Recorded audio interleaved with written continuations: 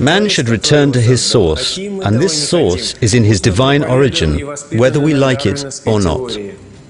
We got used to subscribing to Darwin's theory, but the thing is, it's only a theory.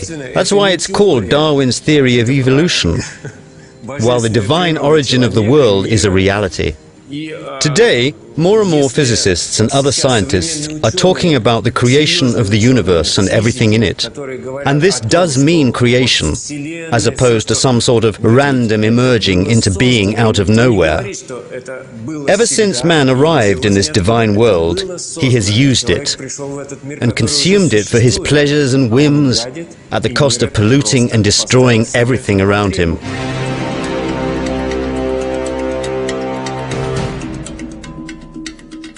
The trouble is that mankind remains blind to the fact that all illnesses, pandemics, and human suffering is nothing but divine retribution for what we're doing.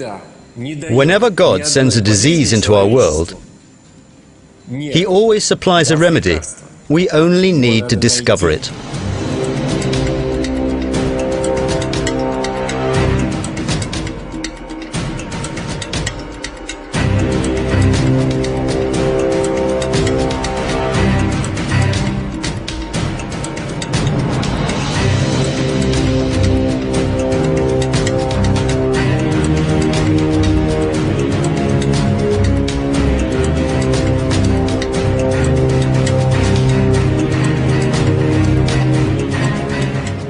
Robert Freitas, an American scientist and founder of the nanomedicine theory, defines nanomedicine as a science as well as a technique that can be used to detect, treat and prevent various illnesses and traumas by application of molecular technical agents and instruments based on scientific knowledge of the human body's molecular structure.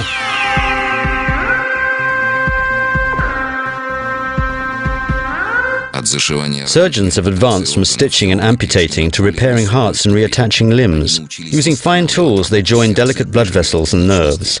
Yet even the best microsurgeon can't cut and stitch finer tissue structures. Modern scalpels and sutures are too coarse for repairing capillaries, cells and molecules. Consider delicate surgery from a cell's perspective. A huge blade sweeps down, chopping past and through the molecular machinery of a crowd of cells, slaughtering thousands. Later, a great obelisk plunges through the crowd, dragging a cable as wide as a freight train behind it to rope the crowd together again. Only the ability of cells to abandon their dead, regroup and multiply makes healing possible. Drug therapy, unlike surgery, deals with the finest structures in cells, and drug molecules are simple molecular devices. Many affect specific molecules in cells, but drug molecules work without direction. Once dumped into the body, they tumble and bump around, haphazardly, until they bump a target molecule, fit and stick, affecting its function. Though drug molecules affect the tissues on a molecular level, they are too primitive to feel, plan and function independently. And so Eric Drexler arrives at the conclusion that nanosystems created by man for medical purposes must have an unsurpassable advantage over any other medical technology. However, his passion for this rationale makes his argument somewhat one-sided. Drexler's convinced that the drugs of the future should be able to feel, strategize and function as intelligent agents. His forecast is that such drugs and technologies will enter the market in about 30 to 40 years. Imagine his surprise when he finds out that such drugs have been around for quite a while. They were developed in the USSR 30 years ago.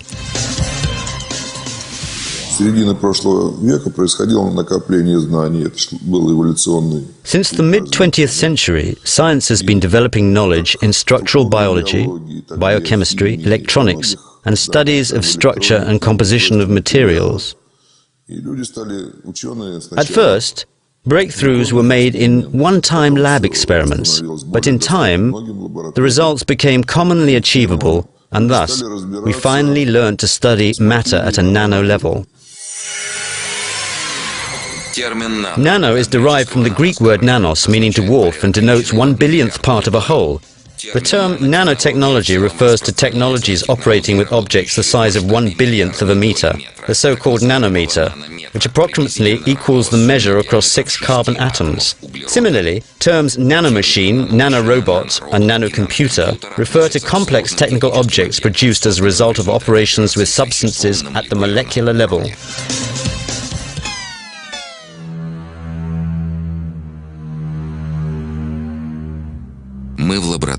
We are now in the nuclear magnetic resonance laboratory of the Moscow Institute of Bioorganic Chemistry. The device you see is a superpower microscope that allows us to see objects the size of an atom. It's as powerful as the Hubble telescope, and it's designed to look at the infinitely small. It gives us a glimpse of the universe the way it was billions of years ago, so that we can admire its infinite beauty. With its help, we can get an atom-precise view of everything within our own bodies. First of all, I'd like to say that what's going on with nanoprojects now reminds me of the nuclear and space projects that the Soviet Union ran in the 1940s and 50s. One difference, however, is that back in those times, there were landmark events, such as the launch of the first Sputnik, or man's first flight into space, or the first nuclear bomb explosion. And as soon as they were announced, the whole planet immediately knew that a breakthrough had been made. But I don't think anything like that is possible with a nano project. The scope of nanotechnology is so vast that there cannot be any single major breakthrough. And the range of its application will also be unprecedented. You have a grandstand seat here to one of the most momentous events in the history of science. In the mid-20th century, mankind did not merely accomplish a major breakthrough, he trampled on the most essential of all bans, "Thou shalt not kill," this time on a global scale, and found himself facing a new reality. That new reality included a direct road to the potential and complete extermination of man as a species. Man went far beyond self-preservation instincts. Lured by the temptation to seize the ultimate military advantage, he developed thermonuclear weapons, something never seen before.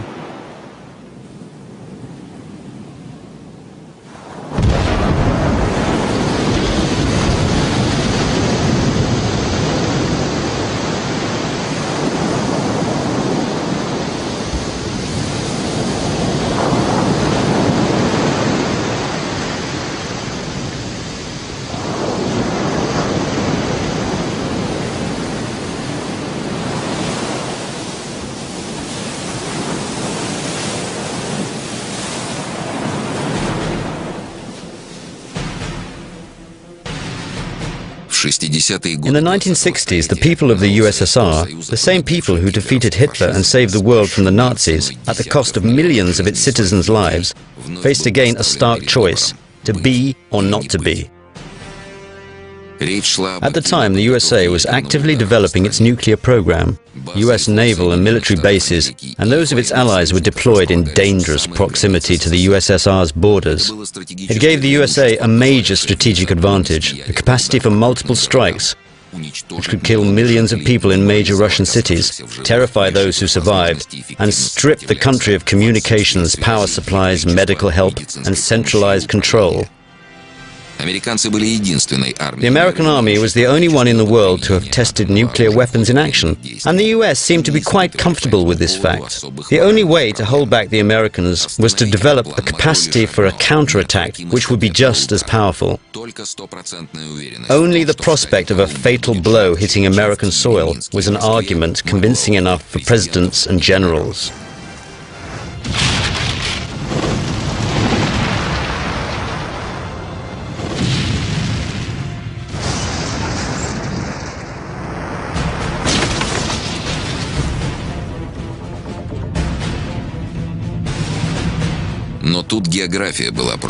However, our country's geographical location wasn't helping this plan.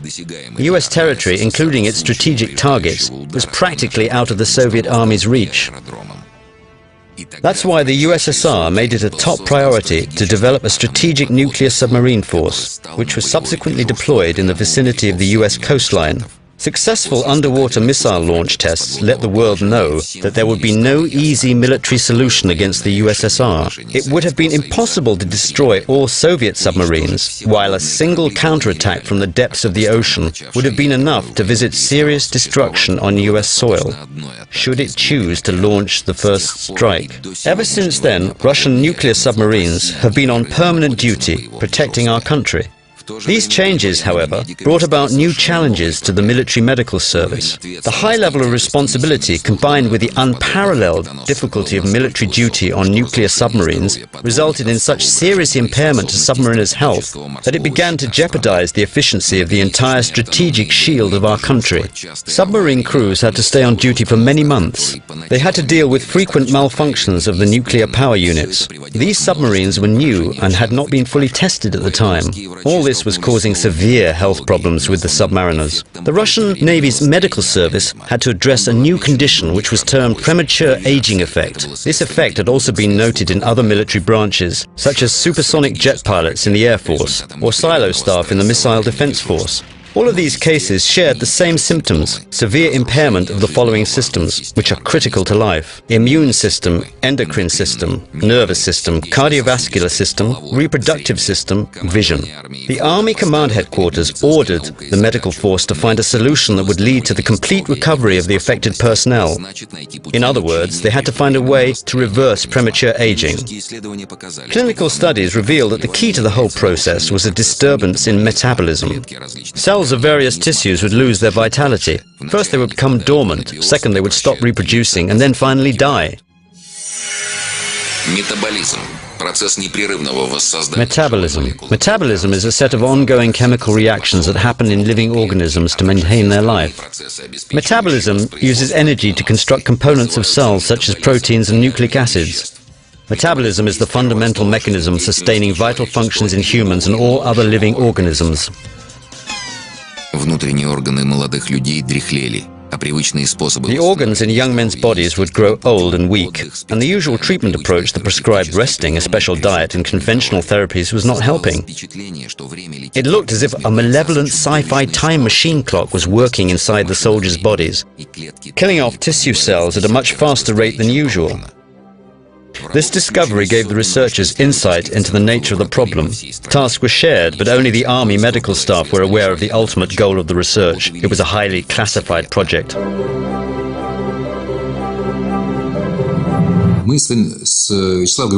That year, Vyacheslav Morozov and myself were in our final year of studies at the Leningrad Military Medical Academy. By that time, we had already been researching the problems of recovery of vital bodily functions impaired by radiation, traumas, and intoxication for 3 years. And in all these cases, the adverse impact basically came down to suppressed protein synthesis. So the question was, how could we recover the synthesis? We decided to use a physiological approach. We studied the organs and processes which are impaired first and most severely, such as the immune system, brain, liver, heart, and the reproductive system in young calves and pigs. We were able to identify and produce agents which helped improve the impaired functions of these organs when introduced via an injection. The important thing here was that the agent obtained from the immune system turned out to help restore the immune system function. The agent recovered from the brain improved the brain function, and the heart agents facilitated the heart recovery. In other words, we discovered tissue-specific regulation processes that yielded a reliable and positive effect.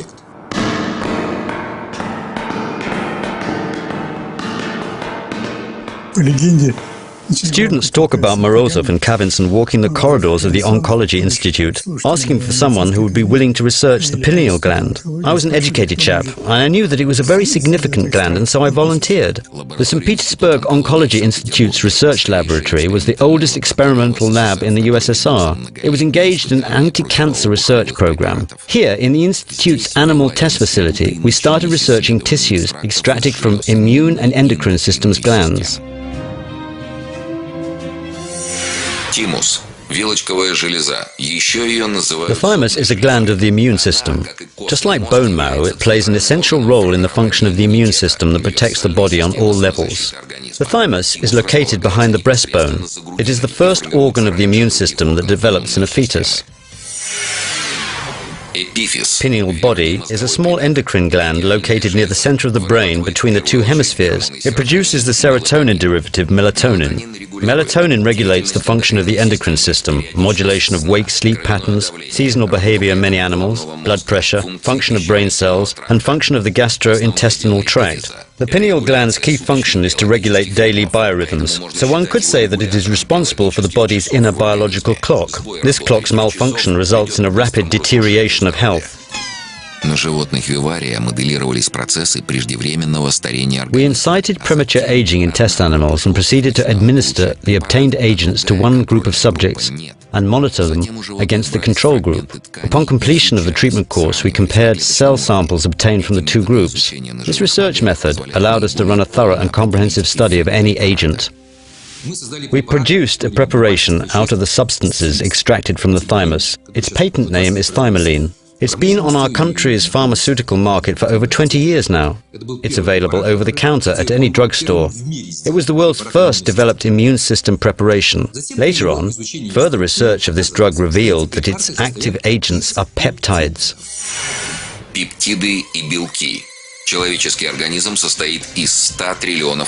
Peptides and proteins. A human body consists of 100 trillion cells, and each of these cells is comprised of hundreds of millions of protein molecules. Proteins can be said to be the construction material of our bodies. They also function as true nanomachines. Each of the hundreds of thousands of various proteins is distinguished by a unique structure, and every single protein has a specific task it performs within the body.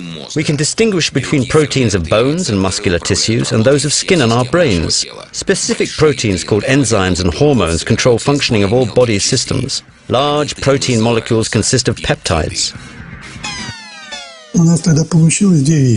We made two principal discoveries. The first one was that peptides extracted from the pineal gland inhibit tumor development.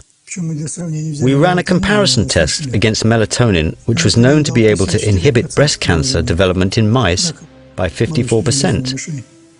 Our preparation, which we called epitelon, yielded a result of 80 to 90%. In addition, we ran another test on menopausal rats to see if the agent could recover their reproductive function. The results were shocking.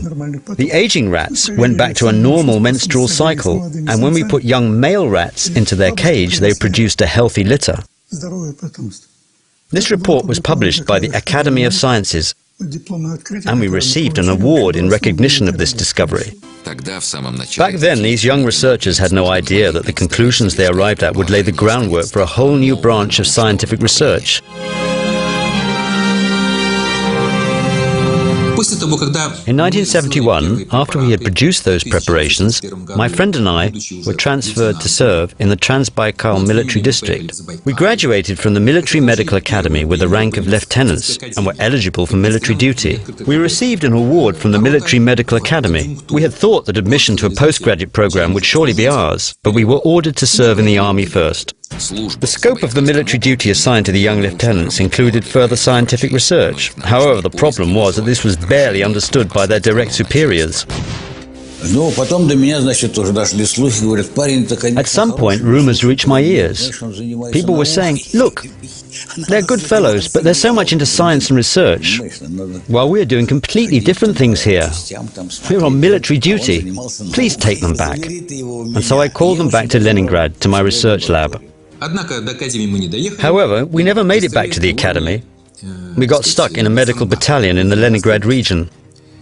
That was it. We had to figure out what to do in this situation. We looked round and found a way to continue our research at the Petrov Oncology Institute. That's where we completed our PhD while serving in the medical battalion.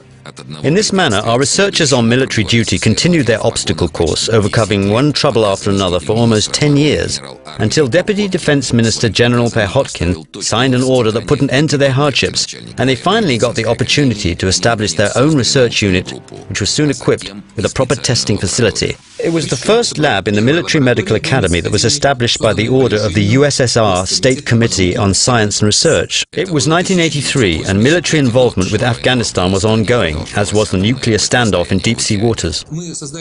And this was a weapon too. We developed 6 new preparations in the shortest possible time. Today, all of them are available on the market, and they are widely used in medical practice. More than 15 million people have benefited from our developments over the last 20 years. In many cases, the drugs proved to be very effective. But what's more, there was not a single case of negative side effects or any allergies. These are safe medications because they employ the mechanisms of nature itself.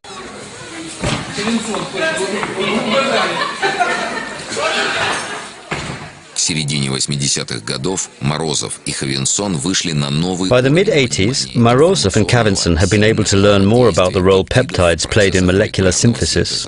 They also developed a research network and established cooperation with some of the country's best research centers that helped in developing the synthetic analogues of peptides of animal origin. В Институте биорганической химии впущено We started breaking up this compound in our lab at the Bioorganic Chemistry Institute. We defined its active agents and then we just got stuck. We couldn't move on as we didn't know what was in it. They just gave us a tiny amount of the substance and asked us to solve its structure. The staff of the Nuclear Magnetic Resonance Laboratory succeeded in identifying the spatial and chemical structure of the thymic peptide molecule. It was an easy and routine task for us. We took a sample, examined it, identified the formula, and reported the result. This allowed us to manufacture the preparation by means of chemical synthesis, as opposed to extracting it from animals. It was a major breakthrough when researchers succeeded in producing short peptides with predefined properties, which were close to the organic ones. Thanks to this, mass production of new preparations, called peptide bioregulators, was launched in the Soviet Union. The laboratory was distinguished with government awards. The authors received further promotion and scientific degrees, as well as the green light for further research. All the developed preparations were protected with domestic and international patents.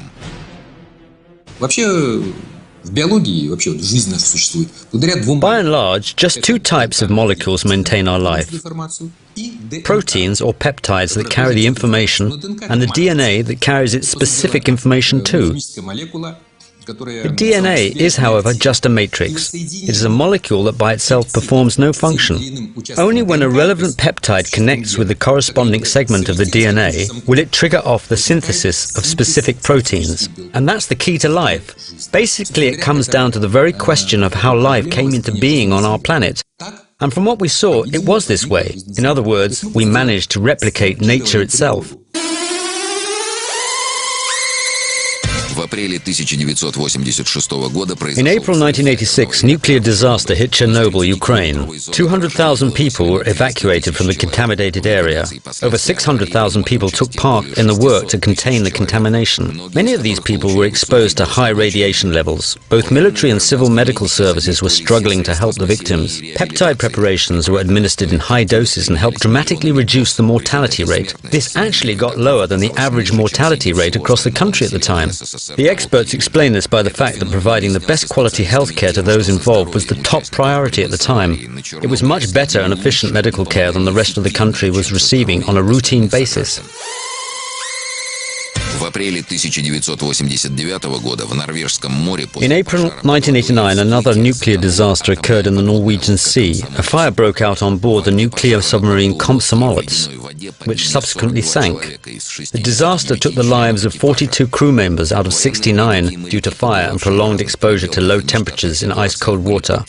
Even today, no one can really explain how crew members managed to survive a full 90 minutes in the ice-cold water.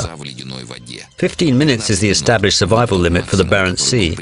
The 27 surviving submariners were treated in the Northern Fleet Naval Medical Center. The treatment was a success. The submariners fully recovered and were able to return to military duty. Their treatment program also included peptide preparations invented by Vyacheslav Morozov and Vladimir Kavinson. Along with the other medical staff, they received a new promotion as a reward for this achievement. Morozov and Kavinson were promoted to colonels of the USSR medical force. The laboratory also received an achievement award.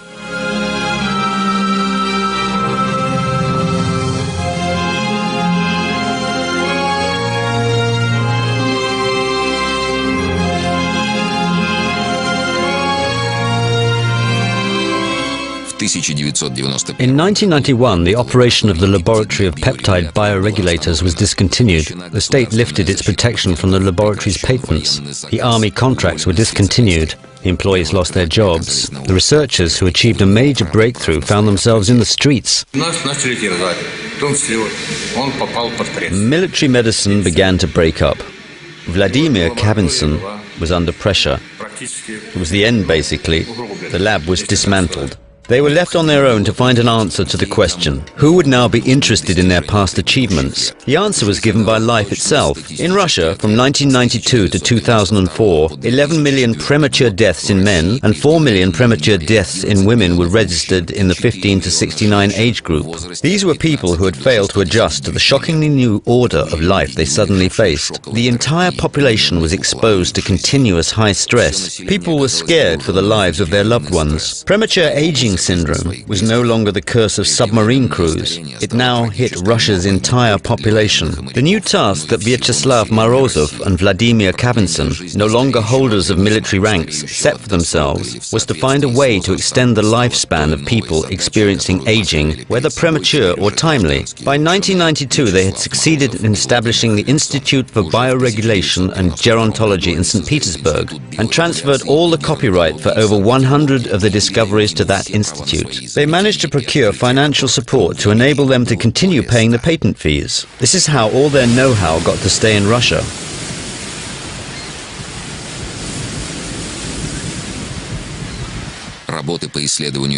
The scope of peptide research continued to grow. Morozov and Kavinson invited new researchers and contracted new facilities to work on their project, which benefited from fresh minds and state-of-the-art equipment.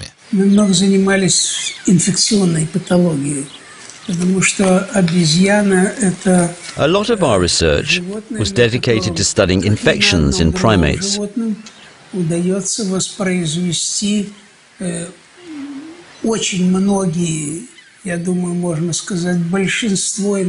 As monkeys are unique test subjects in that they can develop practically all the infectious conditions that occur in humans. Некоторые заболевания можно воспроизводить только на обезьянах, потому что in some cases, they are the only possible test subjects, because only primates and humans are sensitive to certain bacteria and viruses. To create a model of these diseases is possible only with monkeys. With them, vaccines can be tested against these infectious agents. For example, the eradication of poliomyelitis, as an epidemic disease is largely thanks to the fact that monkeys were used in the experiments. Сразу же после 1997 года появилось большое количество работ в литературе, которые указывали на. After 1997, a lot of publications appeared expanding on the unique properties of peptides extracted from the pineal gland. Соединениями, которые могут практически восстанавливать функции всех. They claim that these peptides were capable of restoring the functions of every organ and endocrine gland, which would be a totally outstanding achievement. Thus, it made me on the one hand quite skeptical, but on the other, it tempted me to try and see for myself how these agents would work in primates, my research subjects. Rhesus monkeys, just like humans, have endogenous circadian rhythm cycles, and their pineal glands produce melatonin at night, just like that of humans. Нужно было проверить активность пениальных пептидов, таких как эпиталон, это синтетический. So we set a task for ourselves to check the efficiency of pineal peptides such as epitalon. Epitalon is a synthetic tetrapeptide that was obtained by the Institute of Bioregulation and Gerontology. It was reported to stimulate production of melatonin by the pineal gland in both young and old rats alike. But this didn't really make much sense to me because it seemed to be at odds with biological necessity. Why would both young and old test subjects develop similar levels of melatonin? We presume that the same test would have to yield different results in such highly organized animals as monkeys, who, unlike rats, have the same daily rhythm cycle as humans. In 2000, a 4-month test was run on 2 sets of animal groups, young and old. The dose of 10 micrograms of epitalon was administered daily to subjects in the treatment groups and a placebo to animals in the control groups. 10 микрограмм на животное – это очень низкая доза. 10 micrograms is a very small amount, which means it's highly tolerable. Usually, a single dose of a medicinal preparation is several milligrams or grams. At the end of the test, blood samples were taken to check melatonin levels. И определив уровень мелатонина в крови у всех 4 групп животных, we compared melatonin levels in blood of all 4 animal groups and saw that the administered epitalon increased night melatonin levels in old subjects.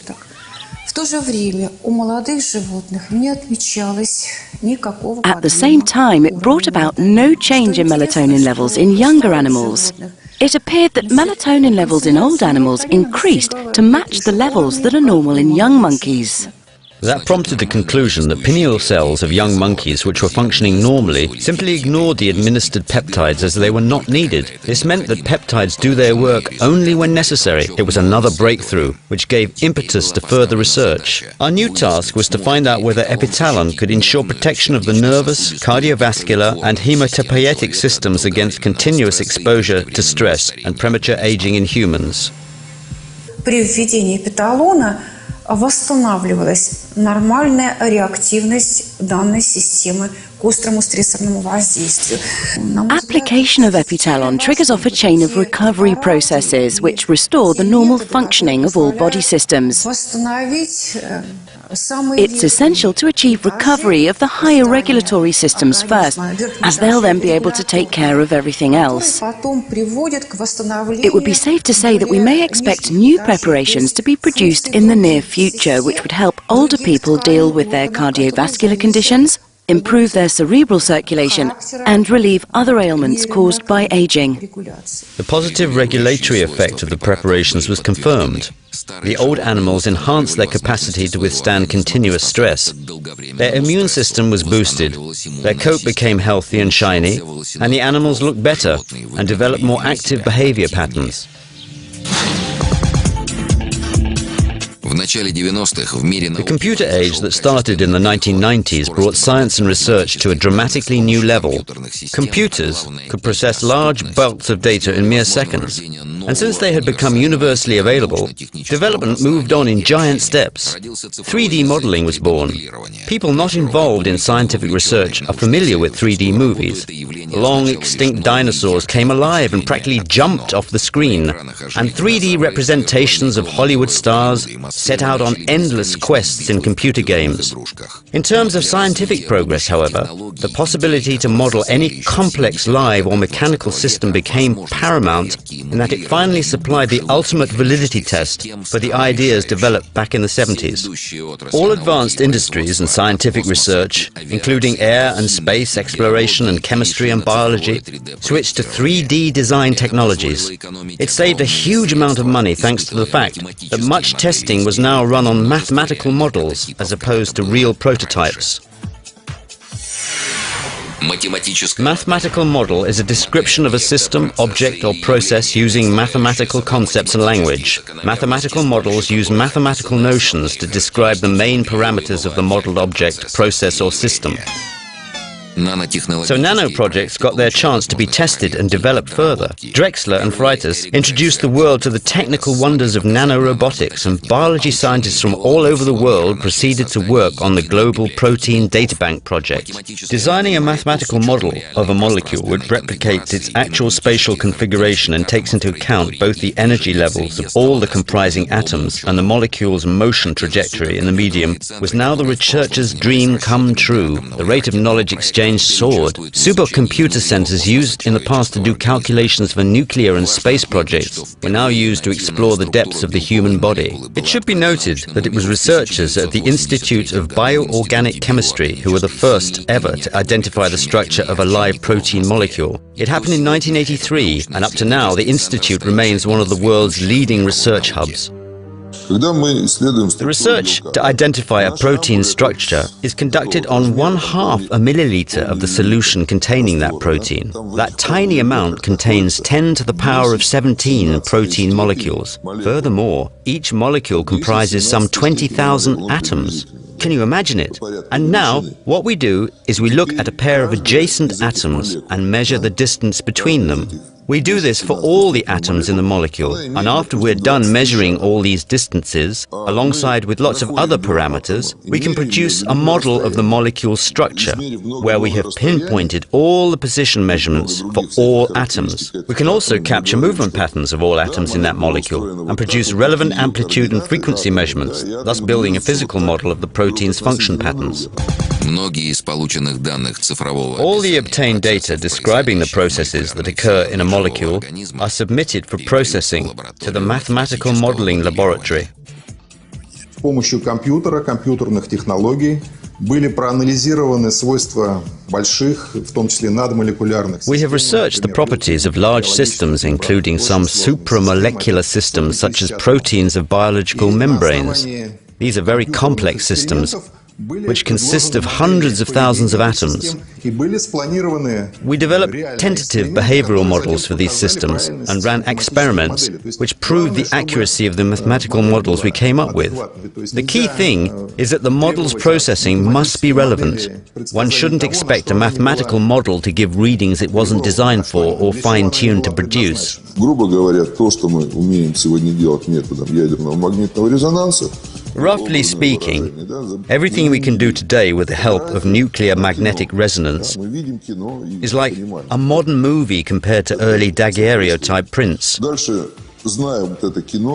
And watching this movie gives us a much better understanding of how it all works, helping in our efforts to develop a drug that will repair the wrong moves this or that protein makes, fixing their function. Все то, что раньше мы считали какими-то заоблачными высотами, далекими от. The time has come when we can finally implement all the developments of fundamental science.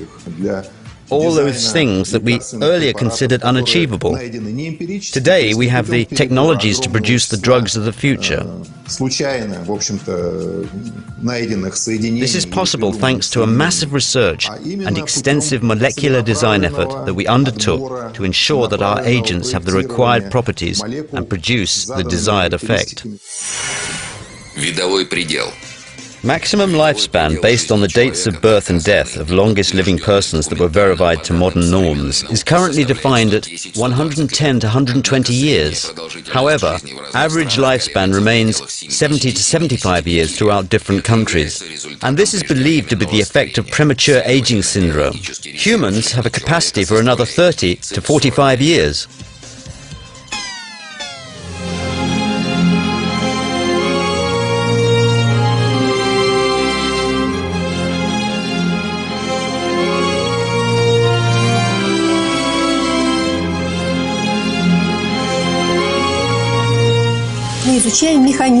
We do a lot of research in this area. We study how mechanisms of aging are developing and look for ways we can hold them back with the help of peptide bioregulators. Our experiments on test animals have shown that a peptide-enhanced diet administered to mature animals increased their actual lifespan by 30 to 38%.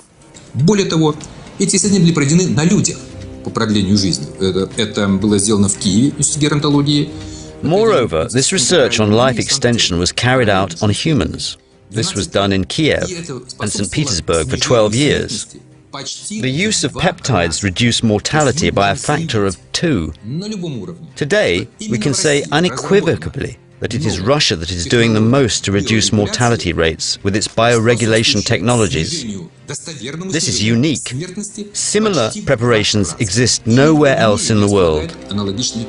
However, when published in foreign scientific journals, reports of the outstanding achievements made by Russian researchers raised doubts in expert circles, especially since the new data plainly refuted the globally recognized norms and limits. The global research community proceeded to run their checks. We prepared some purified pineal gland peptides as well as some synthetic peptides and samples of frozen tissue of the mice that we had run longevity experiments on and sent them off to the USA. There, the US National Institute of Aging processed over 15,000 genes and confirmed the gene-specific effect of peptides. It was unique research.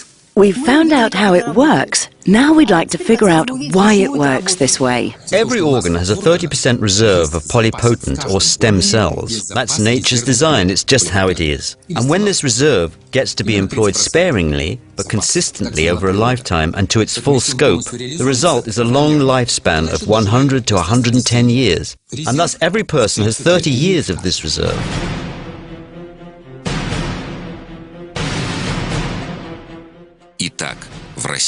And so it appears that what the pioneer of nanomedicine, Eric Drexler, called the preparation of the future has already been developed, tested and used in medical practice in Russia. Let's recall what Drexler says about today's conventional drugs.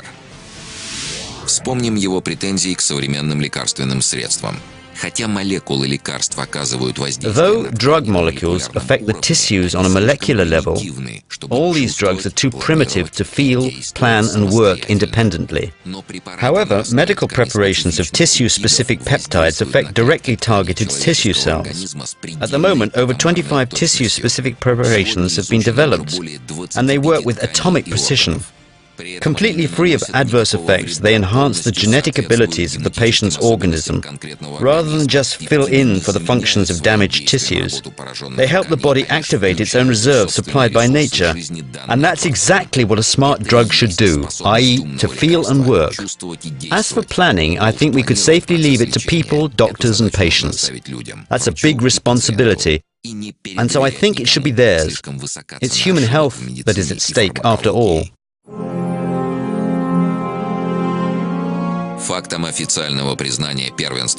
The 2007 European Congress on Gerontology was held in St. Petersburg as a tribute to the outstanding achievements of Russian scientists from the Institute of Gerontology and Bioregulation in finding a solution to healthy longevity. However, despite the fact that success is obviously there and has received wide international recognition, all these discoveries have not made it to the mass market either in Russia or elsewhere. Why is that? Who would vote against a long and healthy life? One thing we know is that there has recently been a sudden surge of interest in genetic research in American business circles. This is intriguing, since the US is very strict and clear on protecting their citizens' sensitive genetic data. Why are businesses trying to access this kind of classified information?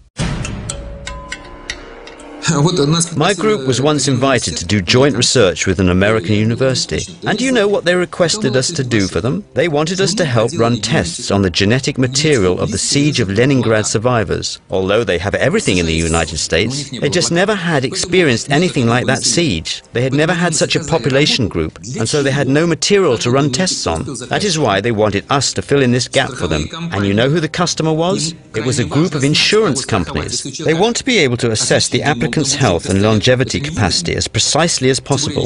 If the insured has an exceptionally healthy genome and is likely to live to the age of 100, they will bear losses. There are also mortgage problems in the USA, which ensure that in the case of the mortgage holder's death, their property is forfeited to insurance companies. So it's not good business if mortgage holders live up to 100 years old. The Leningrad siege was considered to be a model factor for natural selection.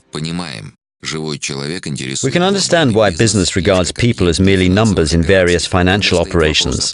And when the profits of a large insurance empire at stake, they'll get the clearance they need for classified genetic information regardless of the law. Prospective clients' genome will be compared against the genetic data of the Leningrad siege survivors to ensure a profit-making decision. However, medical discoveries that can significantly prolong people's lives and prevent companies from taking over their property are bound never to see the light of day. The new biomolecular medicine has now hit a wall put up by pharmaceutical corporations which have monopolized the global market. Our scientists have made a sad discovery. Russia no longer manufactures drugs and only packages imported products. The reason behind this is a profound setback in Russia's domestic pharmaceutical industry's development and lack of funds. Even when truly new and competitive products or technology appear in the country, instead of being welcomed, they are hindered and obstructed.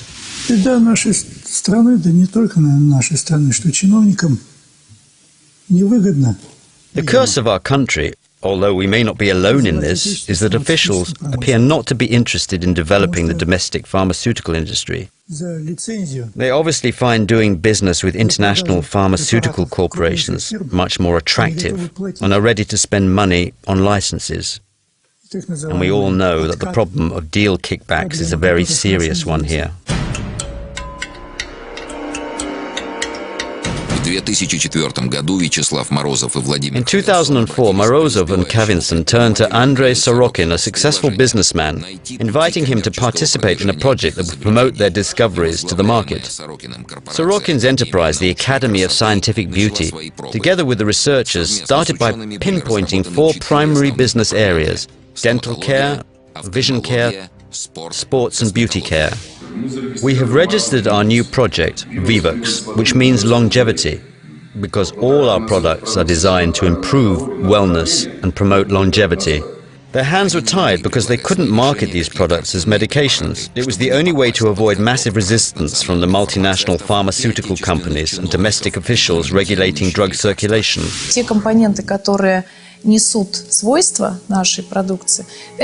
Our products are somewhere in between medical and beauty care products. On the one hand, they're active components developed through scientific research or of a medicinal nature and have a pronounced medicinal effect on the organism. Yet, on the other hand, the products have been developed for use in beauty care products, which makes them very customer-friendly. Our toothpastes, creams and gels are not perceived as drugs, but work just as well. Peptides from relevant tissues have been used to produce massage creams for athletes, gels and toothpastes for dental care, eye drops for vision care, and facials for users of beauty products.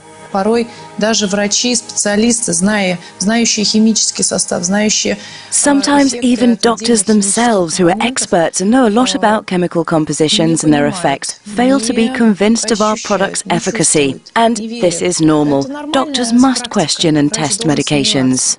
Preparations based on peptides extracted from bone and cartilage tissues have been tested by Dr. Marina Kolesnichenko in her dental clinic. Если смотреть на это с точки зрения врача-практика, который каждый день работает с пациентами, we've been quite surprised with the results. As a doctor working with my patients on a daily basis, I have every opportunity to see the performance of a drug or treatment in progress. And you know, I never expected these preparations to improve the patient's conditions so dramatically. Dr. Kolesnichenko applied peptide preparations in the most hopeless cases when traditional methods couldn't save the tooth.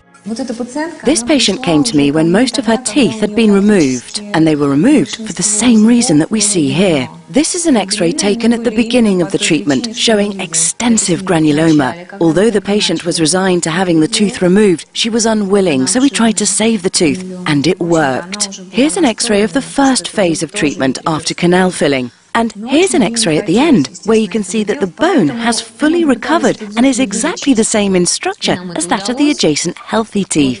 Bone tissue recovery rate has proved to be fantastic. Concerning X-rays, there's a prevalent opinion that we may not see any positive results in an X-ray for as long as up to 6 months after the initial treatment. In other words, bone tissue takes up to 6 months to recover and grow. But in our test cases, X-rays showed significant bone tissue growth just 30 to 45 days after treatment. So we're talking about accelerated bone tissue growth here, a much more efficient kind of growth than usual. In some cases, the tissue grew, even though we didn't expect it to at all. I'm talking about cases of vertical bone reduction. When the bone had been reduced vertically, we observed some vertical growth of the bone tissue, which is quite outstanding, given that even plastic bone surgery does not always guarantee such a result. This is because it involves not only the treatment agent, but also the so-called guides, the special membranes that help the bone grow vertically.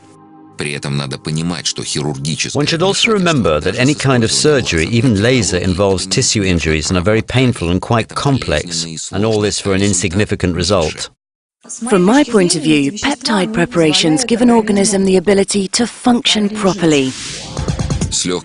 After sports doctors introduced peptide preparations into their treatment programs, athletes quickly developed an appreciation of them, especially those who do sports with a high risk of injury. Kitesurfing is a relatively new sport which is getting very popular despite its high risk of injuries. When I train, I always have 3 creams with me that I cannot do without. In addition, I have a portable iontophoresis machine, and when used with the creams it works miracles for me. Athletes and sports enthusiasts know all too well that even a short break in everyday training is sure to cause intense muscle pain, which can last for days. This muscle pain is just killing you. You can't get up out of bed because your body is aching all over. Vivax helped me reduce this painful period from 5 to 2 to 3 days. It was a huge and pleasant surprise to me. It's great that these painful periods are down to 2 days now, and then I'm in great shape again. One of the athletic therapists even tried explaining to Yevgeny that a gel simply cannot produce such an effect from a scientific point of view. A human body is created in such a way that everything in it is taken care of, and that no potentially harmful substance can penetrate through the skin barrier beyond a certain point. But nonetheless, even though I don't understand myself how it works, I am the living proof that it does. For example, I got badly bruised last night and the bruise was gone by the morning. You can think whatever you want, but if it helps you once, then it helps you twice. And you just start believing in it. It just works, and that's it. В России как-то, да вообще в мире не так много кремов, которые могли бы помогать против травм, да, и лечить. Neither Russia nor any other sports country can boast gels that can heal and effectively prevent sports injuries. Через 2-3 дня я сразу почувствовал разницу.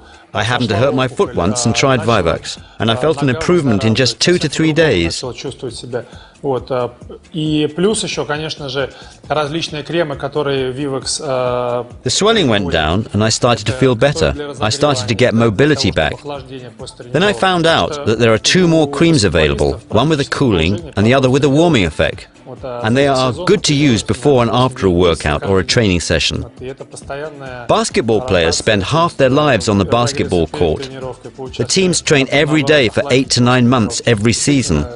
And that means that their muscles are warming up and cooling down every day. И после тренировки именно уже в восстанавливающем режиме. Теперь каждая травма, которая у меня есть, да, я стараюсь сразу же мазать Vivax'ом, да, и потому что действительно... These creams can help keep the muscles warm during the training sessions and speed up recovery after training. Меня занимало лечение, например, голеностопа примерно 3 недели, 3,5 недели, да, чтобы до конца вылечить. Сейчас... Now, whenever I get injured, I apply the regenerating Vivax cream, and thanks to it, I recover much faster. For instance, usually a sprained ankle would take about 3 to 4 weeks to heal, but now it heals twice as fast, and you can use additional therapies together with Vivax. You can get back to normal in just 1 week.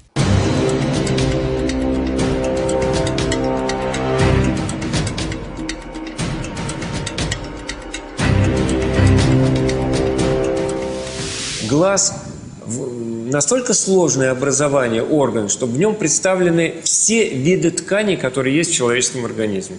The human eye is a very sophisticated organ, which contains a little bit of every kind of tissue there is in the human body. There is nervous tissue, connective tissue, and what's more, there are all types of connective tissue found in the eye. There are also some unique tissues in the eye that cannot be found anywhere else in the human body. For instance, the crystalline lens. An eye care specialist must understand what tissue they are dealing with in every single case.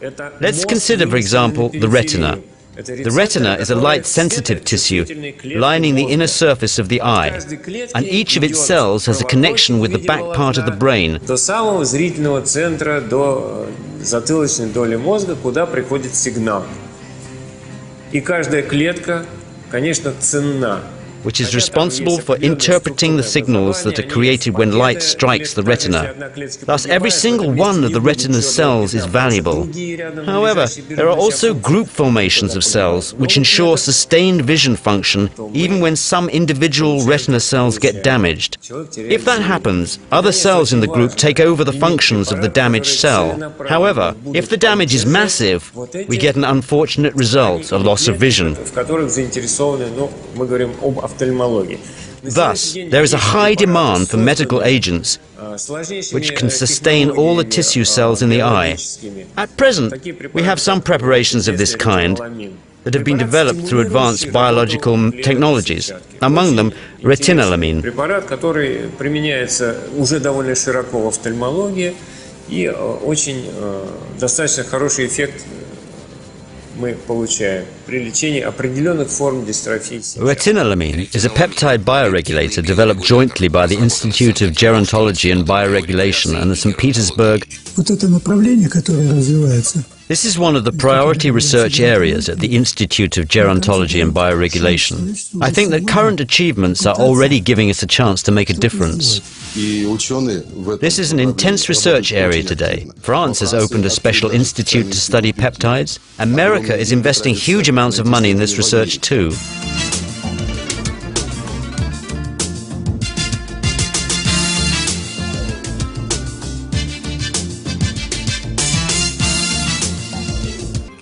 So what is the key challenge here? It is the promotion of our discoveries, introducing them into mass production and mass consumption. Aging of the population, including increasing rates of premature aging, are an unsolved problem in all developed countries. This appears to be reason enough to think that new Russian peptide preparations are sure to make it to the global market. What other reason does one need, really? Today, it is one of Russia's most promising high-tech development projects. Whenever God sends a disease into our world, He always supplies a remedy. We only need to discover it.